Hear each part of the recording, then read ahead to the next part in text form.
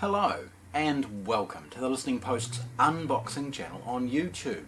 Today I'm unboxing Epson's brand new budget projector, their TW5700. This feature-rich, amazing picture quality projector just astonishes me that they can achieve this kind of quality for the price.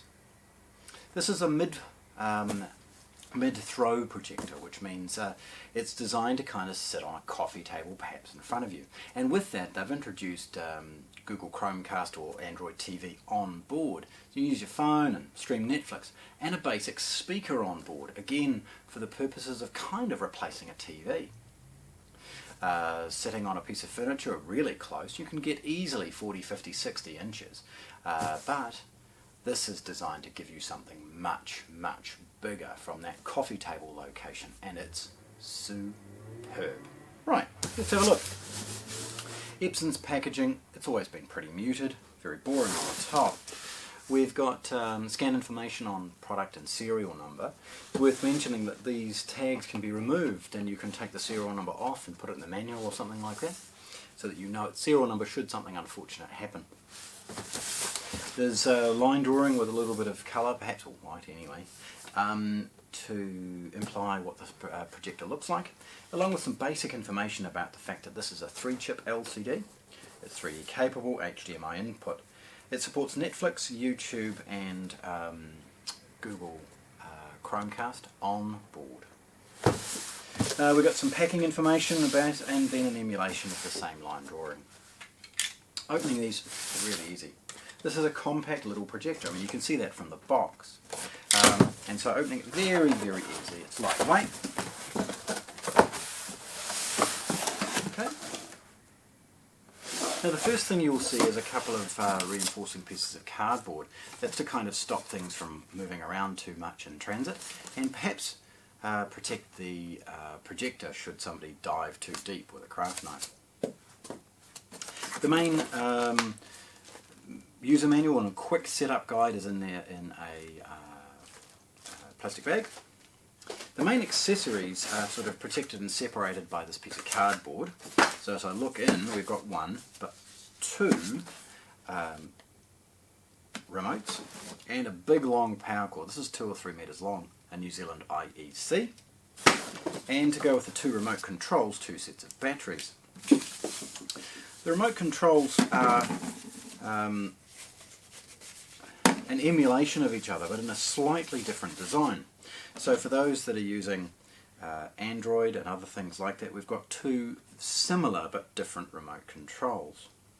One features volume up and down and other things along those lines, and it's got apps and YouTube. And the other one, of course, features YouTube, Netflix and Google.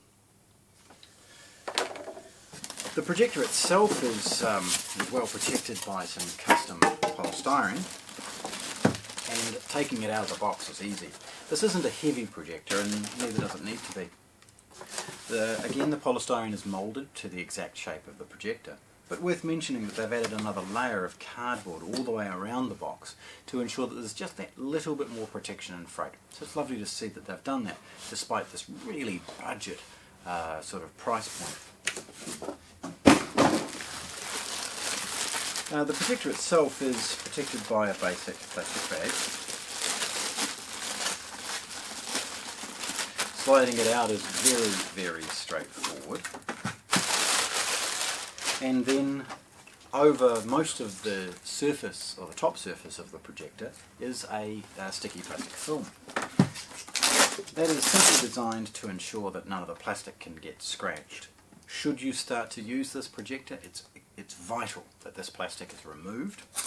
It blocks ventilation, it stops the unit from being working properly, and it doesn't matter how much you want to preserve this product from a scratch perspective, please remove and discard all of the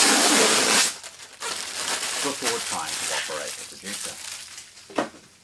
Okay, so having a quick look for a moment, you'll see a main air intake, and triggered from the top here, the ability to open and close a basic shutter. Now this is manual in its operation. It's a good click to let you know that it's all the way open and all the way closed.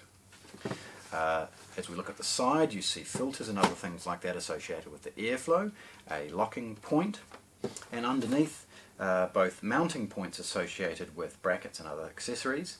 There's 3 or 4 different options, but also the adjustable feet, the main one being a little pull and away it pops. Looking at the top, we'll see a little blue plastic tape.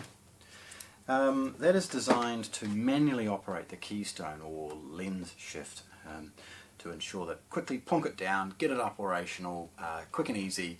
It's designed to perhaps be unplugged and stored, and then out for the odd movie or out for the odd video game or out for the odd sports game. And that's what it's perfect at. It's small, it's light, it's portable, it's quick to turn on and off. And so you just plonk it down and away you go. So that's the keystone adjustment, or shift accordingly. In here are the manual adjustments associated with both zoom and focus. And again, really, really easy to operate. And quick setup is the design, and it's flawless at that.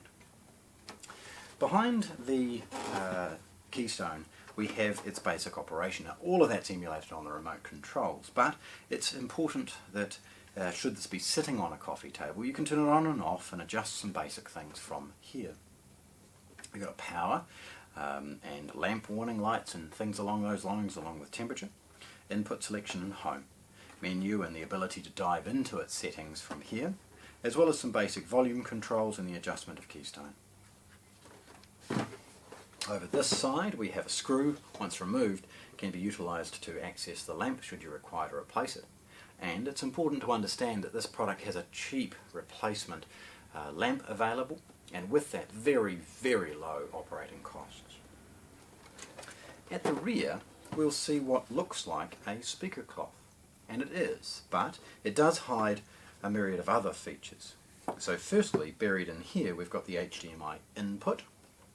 We've got a 3.5mm audio output. This is analog, so should you be using just an HDMI from a particular source or SkyDecoder or something like that, it'll allow an analog audio output to go to any number of different things.